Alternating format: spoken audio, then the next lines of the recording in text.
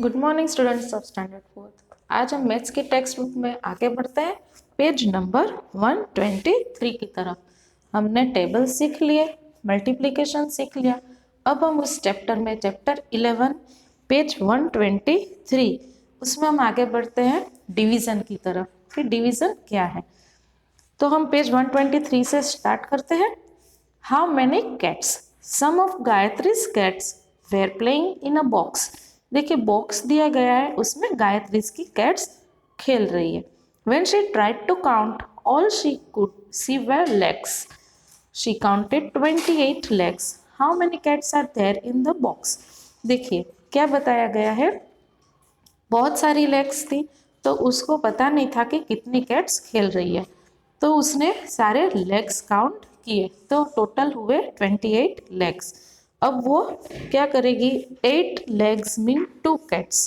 2 cats मतलब कि 1 cat को क्या होता है, 1 कैट इक्वल्स टू 4 लेग्स,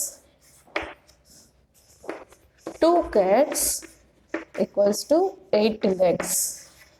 तो यहाँ पे लेग्स कितने बताए गए हैं, 28 लेग्स। 28 लेग्स बताए गए हैं। तो वो क्या करेगी, हाउ मैनी लेग्स, 4 8। उसने इस तरह से किया 4 8 12, मतलब 4 का टेबल लिया क्योंकि 4 लेग्स है तो 4 1 सा 4। दूसरी कैट को लेंगे तो 8 12 16 20 24 एंड 28। तो उसे क्या पता चला, 1 2 3 4 5 6 7।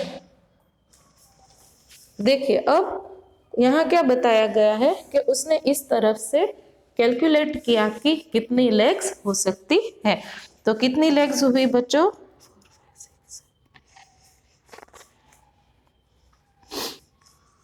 4 1 सा 4, 4 2 सा 8, 4 3 सा 12, 4 4 सा 16, 4 5 सा 20, 4 6 सा 24, 4 7 सा 28 लेग्स।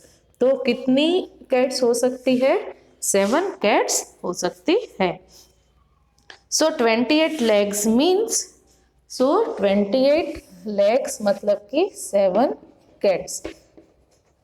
ओके, 4 1 सा 4, 4 2 सा 8, 4 3 सा 12, 4 4 सा 16, 4 5 सा 20, 4 6 सा 24 एंड 4 7 सा 28। अगर 1 कैट के 4 लेग्स होते हैं तो 7 कैट्स के 28 लेग्स हुए, वैसा उसने काउंट किया। Billu has kept his chickens in a box. He counted 28 legs. How many chickens are there? इसी तरह से आपको चिकन का करना है।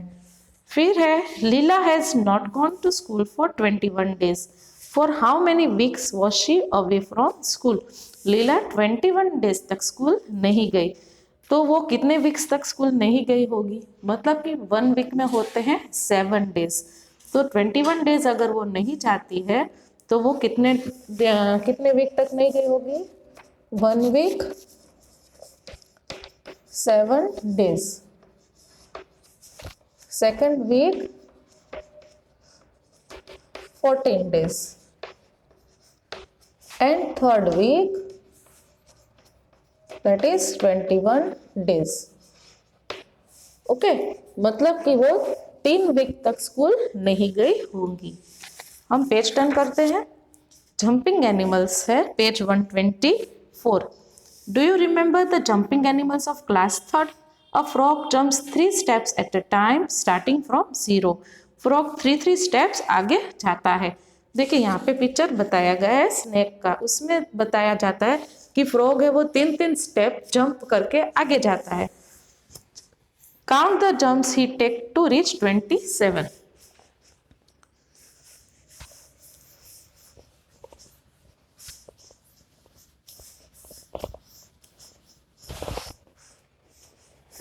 हमें क्या करना है कि अगर कैट 1 एक बार में 3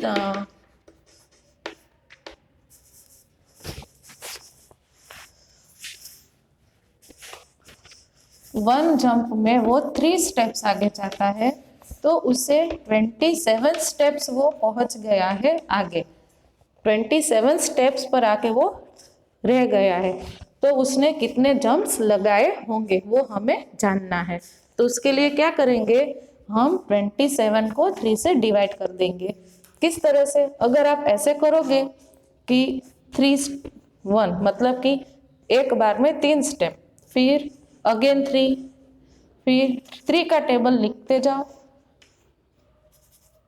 3 4 12, 4th step, 3 5 15, 5th step, 3 6 18, 6th step, 3 7 21, 7th step, 3 8 24,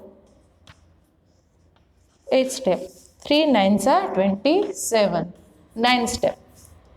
तो अगर हम इस फ्रीक्वेंसी में जाते हैं तो ये हमारे लिए वर्कआउट थोड़ा बढ़ जाता है। तो इसलिए हम क्या कर रहे हैं, डिवीजन मेथड में जाएंगे, मतलब t को 27 से डिवाइड करेंगे तो हमें आंसर मिलेगा। 3 के टेबल में हमें 27 ढूंढना है, तो क्या आता है, 3 9 27, 3 9 27, ओके। 7 - 7 0, 2 - 2 अगेन 0। तो कितने स्टेप, कितनी बार उसने जंप लगाया होगा फ्रॉग ने, 9 टाइम्स। 9 टाइम्स जंप लगाया तब जाके वो 27 स्टेप्स में पहुंच गया। आया बच्चों ये समझ में आपको, कि अगर इस फ्रीक्वेंसी में अगर आप जाते हो और एडिशन करते हो तो आपको बहुत टाइम लगता है। उसकी जगह पे हम इस तरह से डिवीजन मेथड करते हैं कि जिससे हमें तुरंत आंसर भी मिल जाए। लेकिन डिवीजन मेथड हमेशा आपको टेबल्स लर्न होते हैं तभी आपको आता है। हम नए दूसरा करते हैं। नीचे है, starting from 0 a rabbit jumps 5 steps at a time, in how many jumps does he reach 25। देखिए, स्टार्टिंग में रैबिट ने 1 जंप लगाया तो 5 स्टेप्स तक पहुंच गया। अब उसने कितने जंप्स लगाए होंगे, तो 25 स्टेप्स तक वो पहुंचता है। तो हम क्या करते हैं, वापस डिवीजन करते हैं, 25 by 5, ठीक है। 5 5 25। कितने स्टेप, कितनी बार उसने जंप किया होगा, 5 टाइम्स जंप, मतलब 5 टाइम्स जंप लगाने पर वो 25 स्टेप्स आगे पहुंच जाता है। ये हुआ हमारा रैबिट का। नीचे देखो बच्चों, प्रैक्टिस टाइम दी गई है, मैं आपको 2-3 करके बताती हूँ।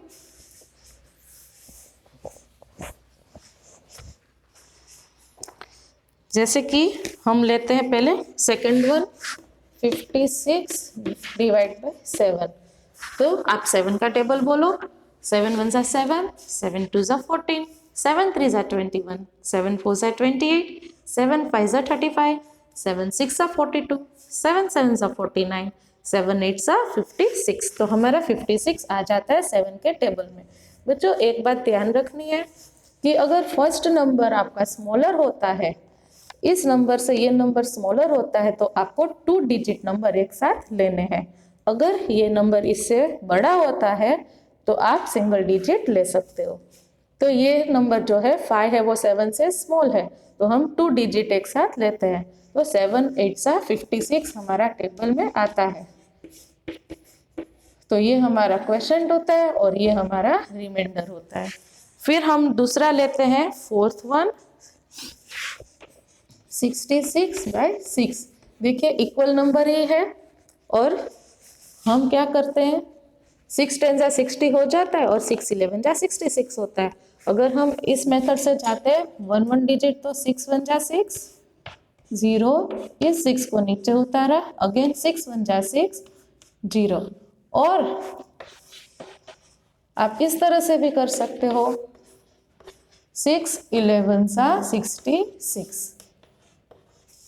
ओके, तो ये आपका हुआ क्वेश्चन और ये हुआ आपका रिमाइंडर। और एक करते हैं,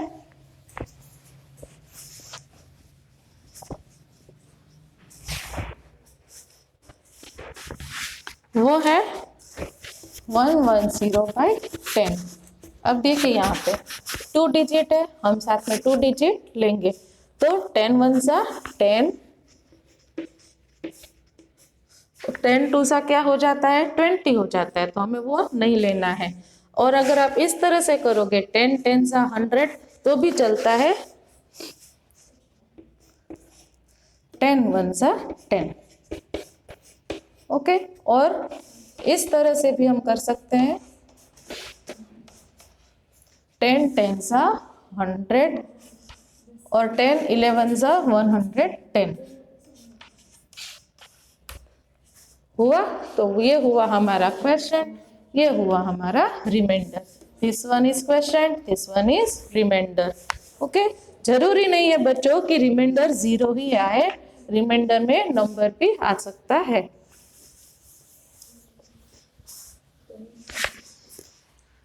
अब हम आगे जाते हैं बच्चों, हम डायरेक्ट लेते हैं पेज नंबर, पेज 127 में जाते हैं प्रैक्टिस टाइम में। Razia wants change for ₹100। देखिए प्रैक्टिस टाइम नंबर 3 में आप देखिए, Razia wants change for ₹500। How many notes will she get if she wants in return?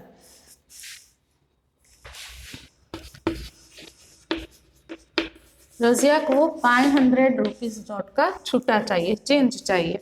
Okay, तो उस how many notes will she get if she wants in return? 100 rupee, 50, 20 and 5 रुपी। अभी आपको यहाँ बताना है कि रजिया को 500 के एक्सचेंज में ये सारी नोट्स कितनी टाइम्स मिल सकती है। तो अगर हम करते हैं 100 की नोट को 4 टाइम्स तो होता है हमारा 400। फिर हम 50 की नोट्स को क्या करते हैं 1 टाइम लेंगे तो हुआ 450। 20 की नोट्स को हम 2 टाइम लेते हैं तो होता है 40, और 5 की नोट्स को भी हम 2 टाइम लेते हैं तो होता है हमारा 10। अब हम इसको ऐड करते हैं, 0 5 + 4 9 एंड 1 10, 1 कैरी, 4 + 1 5। तो हुआ बच्चों ये हमारा 500 का एक्सचेंज। मतलब 100 की नोट को 4 टाइम्स लेने पर 400 रुपीज मिले, 50 की नोट को 1 टाइम लेने पर 50 रुपये ही मिले, 20 की नोट को हम 2 टाइम्स लेते हैं तो होते हैं हमारे 40 रुपीज, और 5 की नोट्स को अगर हम 2 टाइम्स लेते हैं तो मिलते हैं 10 रुपीज। मतलब रजिया को 400 100 की 4 नोट मिली, 50 की 1 नोट मिली, 20 की 2 नोट मिली और 5 की भी 2 नोट मिली, तब उसे 500 का एक्सचेंज मिल गया। आया बच्चों समझ में? पीछे है जो वो है आप लोगों की प्रैक्टिस टाइम है, आपको प्रैक्टिस करने हैं इस डिवीजन में। मैं आगे आपको वर्कबुक में भी ये सम्स सिखाऊंगी। Thank you.